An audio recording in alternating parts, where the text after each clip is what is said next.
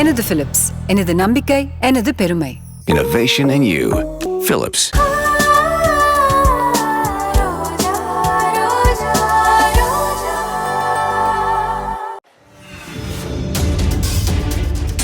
பாட்டி, இத்தனை நாளா அனுவதான உங்க பேத்திய நினைச்சிட்டு இருக்கீங்க. மிஸ்டர் டைகர் மாணிக்கம், அனு உங்க பொண்ணு இல்ல.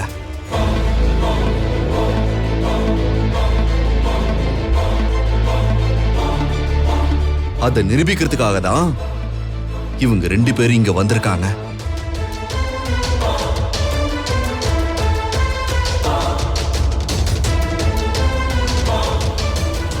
மேடம், என்னது இது? அர்ஜுன் தான் ஏதோ புரியாம பேசிக்கிட்டு இருக்கான்னா? மிஸ்டர் டைகர் மாணிக்கம், கொஞ்ச நேரம் அமைதியா இருந்தீங்கன்னா உங்களுக்கு மட்டும் இல்ல, இங்க இருக்கிற எல்லாருக்குமே ஒரு உண்மை தெரிய வரும்.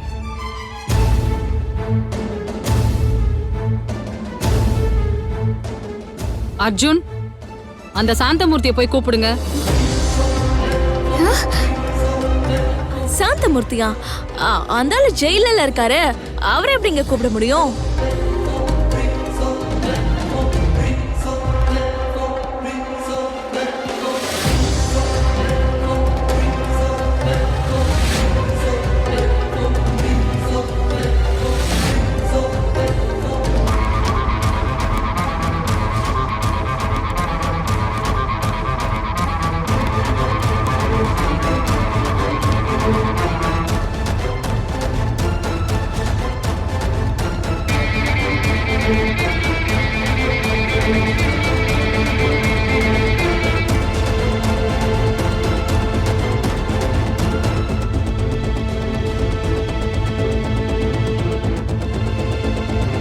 ஐயா, நீங்க யாருங்கிறத இவங்க எல்லாருக்கும் காட்டுங்க.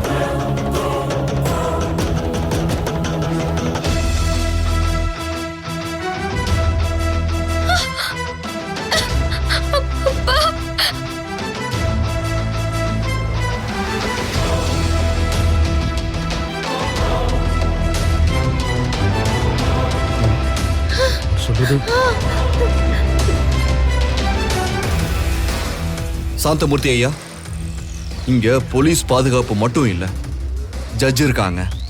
உங்களை யாரும் எதுவுமே பண்ண முடியாது. எல்லா உண்மைகளையும் நீங்க பேசலாம். நீங்க பேச போற வார்த்தையில தான் இந்த அனு யாரு, டைகர் மாணிக்கத்தோட உண்மையான பொண்ணு யாரு, எல்லாமே தெரிய போகுது. அர்ஜுன், சாந்தமூர்த்தி ஒரு கொலை குற்றவாளி. ஜெயில இருக்க வேண்டிய மனுஷனை இந்த மாதிரி பேண்ட் வாத்திய யூனிஃபார்ம் போட்டு கூட்டிட்டு வந்திருக்க. மிஸ்டர் மாணிக்கம், சாந்தமூர்த்தியை என்னோட பர்மிஷன் பேர்ல தான் இங்க கூட்டிட்டு வந்திருக்காங்க. சாந்தமூர்த்திக்கு எந்த தடையும் வந்துடக்கூடாது, யாரும் அவரை மிரட்டக்கூடாதுன்னு தான் இந்த காஸ்டியூம்ல அர்ஜுன் அவரை கொண்டு வந்திருக்காரு.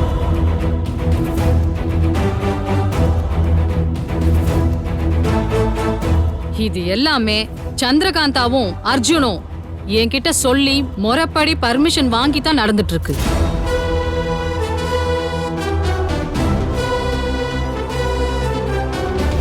சாந்தமூர்த்தி ஐயா, இத்தனை நாளா எந்த உண்மை தூங்கிட்டு இருந்துச்சோ, எந்த அணு டைகர் மாணிக்கத்தோட பொண்ணுங்கிற பேர்ல என் வீட்டுல வந்து தங்கிக்கிட்ட, என் பொண்டாட்டி ரோஜாவை டார்ச்சர் பண்ணாலோ எல்லாத்துக்கும் ஒரு முடிவு வரப்போகுது. சொல்லுங்க, என்ன நடந்ததுன்னு.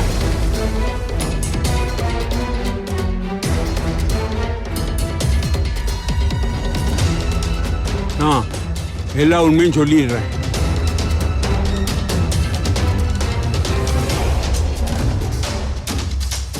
இதுக்கு முன்னாடியே ஒரு சில சந்தர்ப்பத்தில் ரோஜா யாரு, அனு யாருன்னு சொல்ல வந்தேன்.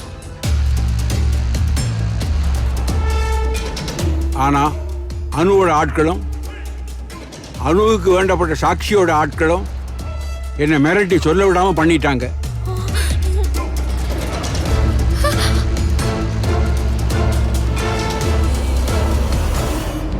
மேடம் மேடம் சந்திரகாந்தா மேடம் ஜட்ஜோட வந்திருக்காங்க மேடம்.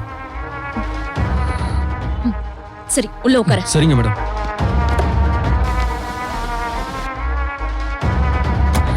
என்னடா சொல்ற? சந்திரகாந்தா மேடம் ஜட்ஜோட வந்துட்டாங்க மேடம். வந்து அணுவை விசாரிக்க ஆரம்பிச்சிட்டாங்க மேடம்.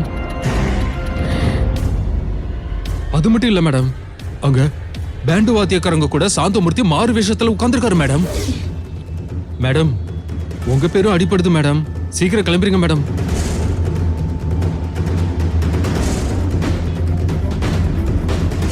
ஓகே, நீ எதையும் உளறிடாத. போ. சரிங்க மேடம்.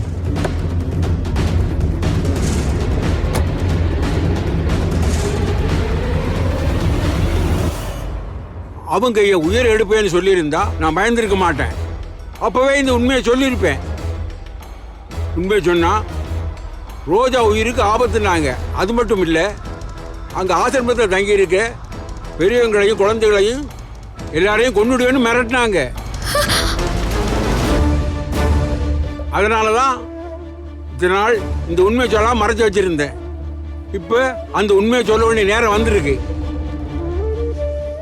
இந்த குடும்பத்தோட வாரிசு டைகர் மாணிக்கத்தோட உண்மையான மகள் எல்லாமே இந்த ரோஜா தான்.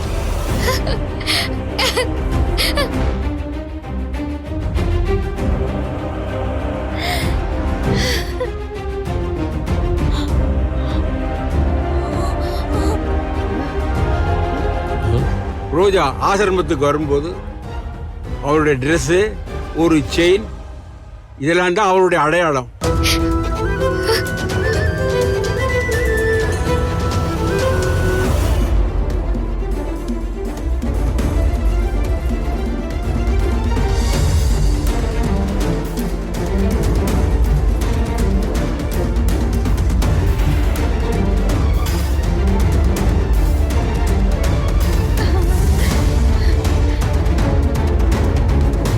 ரோஜாவுடைய ஆதாரங்களை ஆசிரமத்தில் நான் வச்சிருந்தேன்.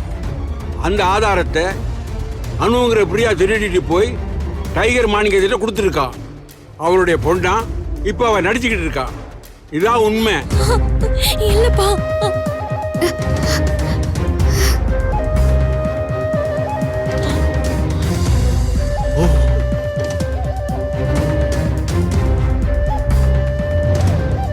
மாணிக்கம் அங்கிள், இப்ப என்ன சொல்றீங்க? அனு ரோஜா சம்பந்தப்பட்ட ஆதாரங்களை திருடி உங்ககிட்ட கொண்டு வந்து கொடுத்து உங்களை நம்ப வச்சிருக்கா. நீங்களும் அனுதான் உங்க பொண்ணுன்னு இந்த நிமிஷம் வரைக்கும் நம்பிக்கிட்டு இருக்கீங்க. ரோஜா தான் உங்க பொண்ணுன்னு உங்களுக்கு நான் எத்தனையோ முறை எடுத்து சொன்னேன். எவ்வளவு ஆதாரங்களை உங்களுக்கு காட்டியிருக்கேன். ஆனா நீங்க கடைசி வரைக்கும் நம்பவே இல்லை. அனு ஒவ்வொரு தடவையும் உங்களை மட்டும் இல்ல, நம்ம எல்லாரையும் ஏமாத்திருக்கா. உண்மையை சொன்னா கொன்றுவனு சாந்தமூர்த்தி ஐயாவை மிரட்டியிருக்கா. அதுக்கு துணையா இருந்தது இவளோட ஃப்ராடு ஃப்ரெண்ட் சாக்ஷி.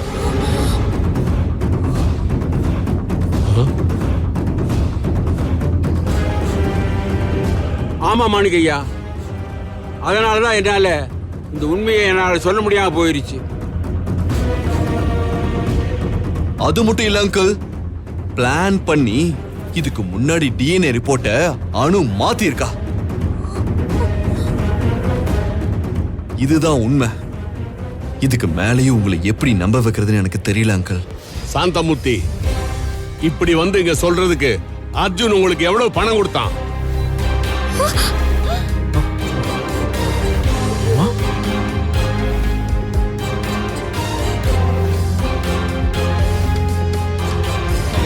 மாப்ள, இப்படி எதுவும் பிரச்சனை வந்துடக்கூடாதுன்னு தான் நீங்க இந்த ஃபங்க்ஷனுக்கு அர்ஜுனையும் ரோஜாவையும் வரக்கூடாதுன்னு சொன்னீங்க. அதையும் மீறி இதுங்க வந்து நிக்குதே என்னடான்னு பார்த்தா இப்பதானே காரணம் புரியுது. இத பாருங்க, சாந்தமூர்த்தி, ஜட்ஜம்மா, போலீஸ்காரம்மா இவங்க எல்லாரையும் வரவழைச்சு பெரிய பிரச்சனையே பண்ணிட்டு இருக்கான் பாருங்க.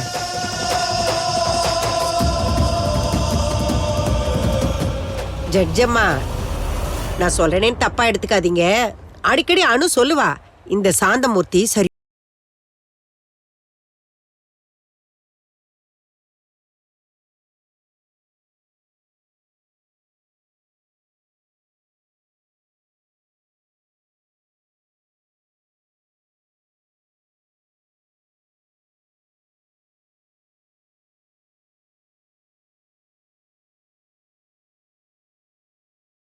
தீர்ப்ப சொல்லுங்க.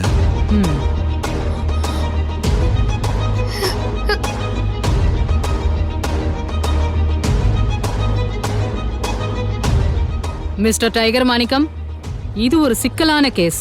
ஆனா அர்ஜுன் சொல்றதுலயும் சாந்தமூர்த்தியோட வாக்குமூலத்திலயும் ஒரு நியாயமும் உண்மையும் இருக்கிறதா எனக்கு தோணுது. என்னுடைய அனுபவத்துல நான் வக்கீலா இருக்கும் போதும் சரி, ஜட்ஜா இருக்கும் போதும் சரி, எத்தனையோ சாட்சிகளையும் குற்றவாளிகளையும் விசாரிச்சிருக்கேன். அதுல நிரபராதி யாரு, ஏமாத்துறவங்க யாருன்னு என்னால நல்லா பகுத்தறிஞ்சு பார்க்க முடியும். அப்படி பார்க்கும்போது சாந்தமூர்த்தியோட கருத்தை நான் ஏத்துக்கிறேன்.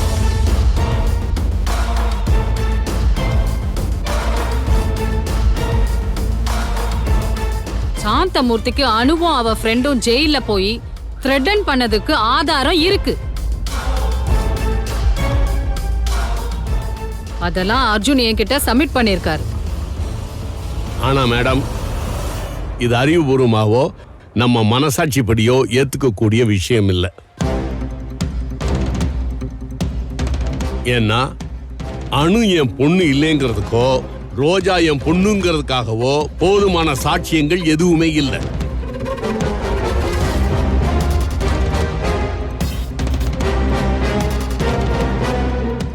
அதுக்கு ஒரே வழி விஞ்ஞான பூர்வமா டிஎன்ஏ டெஸ்ட் எடுக்கிறதான். அதையும் எடுத்து பார்த்தாச்சு. அதுல கூட அணு என் பொண்ணுதான்னு ரிப்போர்ட் வந்துருச்சு. அது கரெக்ட். ஆனா டிஎன்ஏ டெஸ்ட் எல்லாம் அணு மாத்திட்டதா அர்ஜுன் சொல்றாரு. அர்ஜுன் ஒன்னும் சாதாரண ஆள் இல்ல. யாரோ தெருவுல போற ஆள் சொன்னா அதை நம்ம ரிஜெக்ட் பண்ணிக்கலாம். ஆனா அர்ஜுன் ஒரு பொறுப்புள்ள லாயர்.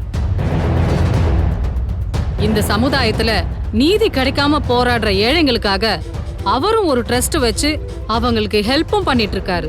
அதனால அர்ஜுனோட வாதத்தையும் நாம இதுல சேர்த்துக்க வேண்டியது இருக்கு.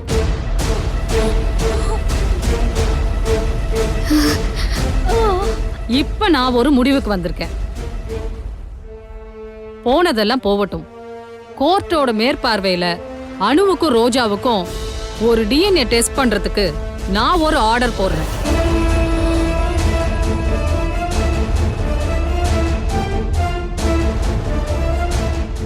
அந்த ரிப்போர்ட் வரட்டும். மேடம், அந்த ரிப்போர்ட் வரதுக்குள்ள அணு உஷாராகி டைகர் மாணிக்கத்தோட சொத்துக்களையும் பாட்டி தரப்போறதா சொன்ன அந்த 500 பவுன் நகையையும் அடிச்சுட்டு எஸ்கேப் ஆயிட்டா அவளை எங்கன்னு போய் பிடிக்கிறது மேம்? இப்ப அவ டைகர் மாணிக்கத்தோட பொண்ணா இருக்கிறத விட அவரு மூலமா அவளுக்கு வரப்போற சொத்து தான் பெருசு. டைகர் மாணிக்கம் அங்கிள் இன்னைக்கு தன்னுடைய ப்ராப்பர்ட்டி எல்லாத்தையும் அணு பேர்ல மாத்தி தரதா இருக்காரு. அதே மாதிரி பாட்டியும். இதுக்கு நான் ஒரு இடைக்கால தடை உத்தரவை பிறப்பிக்கிறேன். அது என்னன்னா, டிஎன்ஏ டெஸ்டோட ரிசல்ட் கிடைச்சு டைகர் மாணிக்கத்தோட பொண்ணு யாருன்னு நிரூபணம் ஆகிற வரைக்கும் டைகர் மாணிக்கம் தன்னோட சொத்துக்களை யார் பேர்லயும் மாத்தக்கூடாது.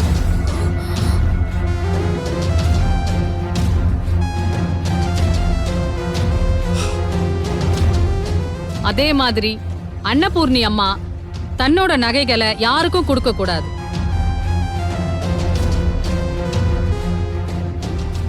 டைகர் மாணிக்கத்தோட சொத்து, அன்னபூர்ணி அம்மாவோட 500 பவுன் நகை எல்லாமே கோர்ட்டோட கஸ்டடியில இருக்கும்.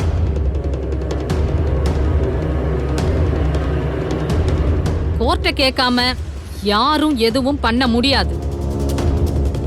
இது சம்பந்தப்பட்ட எதையுமே அணு பேருக்கு டிரான்ஸ்ஃபர் பண்ண கூடாது. அனுவோட பேங்க் அக்கவுண்ட் எல்லாத்தையும் நான் ஃப்ரீஸ் பண்றதுக்கு ஆர்டர் போடுறேன்.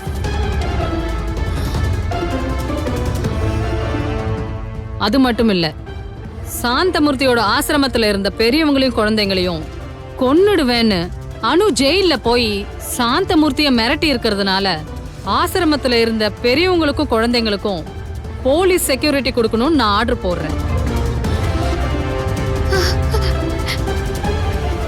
போய் போய் போய் எல்லாமே போய். அனு இந்த சாந்தமூர்த்தி சொன்னது எல்லாமே போய். அர்ஜுன் மாமா ரோஜா மேல இருக்கிற மோகத்துல வெறியில எனக்கு எதிரா இதெல்லாமே பண்ணிட்டு இருக்காரு. இந்த சாந்தமூர்த்தி உண்மையான ஆளே கிடையாது. இவரு பணத்துக்காக என்ன என்ன வேணாலும் பண்ணுவாரு. ஏயா ஏயா பணத்துக்காக எப்படி எல்லாம் சொல்ற? இதெல்லாம் ஒரு பொழப்பாச்சே. அர்ஜுன் மாமாவும் ரோஜாவும் இப்படி சொல்லி நடிக்க சொன்னதுக்கு உனக்கு எவ்வளவு தரேன்னு சொன்னாங்க? எவ்வளவு வருது? இந்த வயசான காலத்துல எப்படி சொல்றீங்களே? நான் என் அம்மாவை இழந்து 20 வருஷத்துக்கு மேல ஆகுது.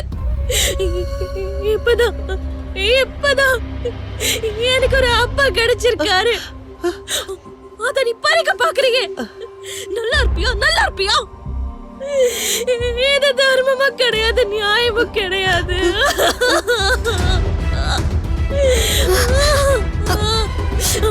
அப்பா அப்பா அப்பா இதெல்லாம் நீங்க எதுவும் நம்பாதீங்கப்பா, நம்பாதீங்க.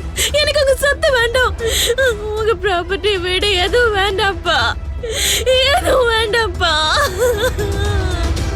பாட்டி பாட்டி பாட்டி ப்ளீஸ் பாட்டி என்ன நம்புங்க பாட்டி, என்ன நம்புங்க. நீங்க மட்டும் எனக்கு கிடைச்சா போதும் பாட்டி. உங்க உறவை விட நீங்க தரப்போற 500 பவுன் நகையோ ஆஸ்தியோ எனக்கு எதுவுமே பெருசு இல்ல பாட்டி. எதுவுமே வேண்டாம் பாட்டி. நான் சொல்றது கேளு அனு. ஆனா உங்க பேத்தியா என்ன ஏத்துக்கிட்டா போதும், அது மட்டும் போதும்.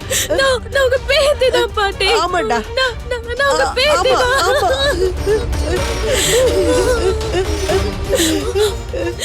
Madam madam madam please madam madam please எனக்கு எதுவும் வேண்டாம், எனக்கு எதுவும் வேண்டாம். இப்ப நீங்க சொன்னீங்களே என் அக்கௌண்ட்டை ஃப்ரீஸ் பண்றேன்னு, டைகர் மணிக்கோ அப்பாவோட சொத்துக்களை டிரான்ஸ்ஃபர் பண்ண முடியாது, பாட்டி 500 பவுன் நகையை தரக்கூடாதுன்னு சொன்னீங்களே, எல்லாத்தையும் நான் ஒத்துக்கிறேன். எனக்கு எதுவுமே வேண்டாம் வேண்டாம் மேடம். எல்லாம் தர்மஸ்தாபனத்துக்கே போய் சேரட்டும், இல்லைன்னா அரசாங்கத்துக்கே போய் சேரட்டும். ஆனா எங்க அப்பா டைகர் மாணிக்கத்தோட பொண்ணுன்ற உரிமைய என்கிட்ட இருந்து பறிச்சிடாதீங்க.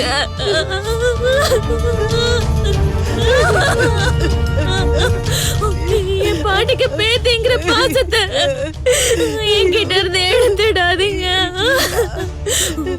மேடம் மேடம் மேடம் நீங்க தான் மேடம் எனக்கு ஒரு நல்ல நீதி சொல்லணும்.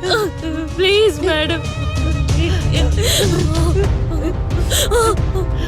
மேடம் மேடம் மேடம் இந்த சாந்தமூர்த்தி யாருன்னு தெரியுமா? ஆசிரமத்துல சாதாரண ஒரு சமையல்காரரா இருந்தாரு. சமையல்காரரா இருந்துகிட்டு அந்த இடத்தையே ஃபுல்லா வளைச்சு போட்டுக்கிட்டாரு. அதை நடத்தினவங்களை விரட்டி விட்டுட்டாரு.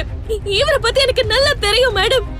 நாங்கேயே வளர்ந்த பையா கணேஷ கொலை பண்ணத நான் என் 2 கண்ணால பார்த்தேன் மேடம். இவர்தான் பையா கணேஷ கொலை பண்ணது, இவர்தான் கொலை பண்ணது. எனக்கு நல்லா தெரியும். அனு ஏன் போய் சொல்ற? 20 வருஷமா நம்ம நலனுக்காக வாழ்ந்து நமக்காக பாடுபட்ட சாந்தமூர்த்தி அப்பாவை ஏன் இப்படி அவமானப்படுத்துற? போதும் நிறுத்து. இந்த சாந்தமூர்த்தியில பெரிய உத்தமனா? இந்த ஆள் என்னென்ன ஊழல் செஞ்சாருன்னு எனக்கு நல்லாவே தெரியும். நீயும் அர்ஜுன் மாமாவும் சேர்ந்து இந்த ஆளு பணம் கொடுத்து வேலைக்கு வாங்கிட்டீங்களா? நான் தான் எந்த சொத்தும் பணமும் வேண்டாம்னு சொல்றேன்ல. சொத்து பணம் எல்லாத்தையும் நீ எடுத்துக்கோ. எனக்கு எனக்கு எனக்கு என் பாட்டு கிடைச்சா போதும், என் பாட்டு கிடைச்சா போதும், என் வீட்டு உறவு கிடைச்சா எனக்கு போதும். மொத்ததா நீ எடுத்துக்கோ, நீ எடுத்துக்கோ.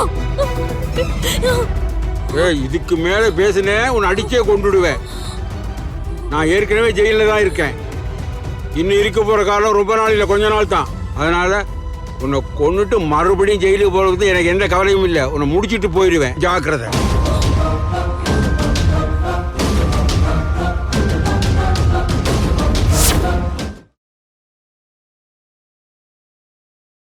இந்த வீடியோ உங்களுக்கு பிடிச்சிருந்தா லைக் பண்ணுங்க, ஷேர் பண்ணுங்க, கமெண்ட் பண்ணுங்க அண்ட் மறக்காம Saregama TV shows Tamil subscribe பண்ணுங்க. கவிதை போலே வந்தாளே ரோஜா, கருணை கீதம் தந்தாளே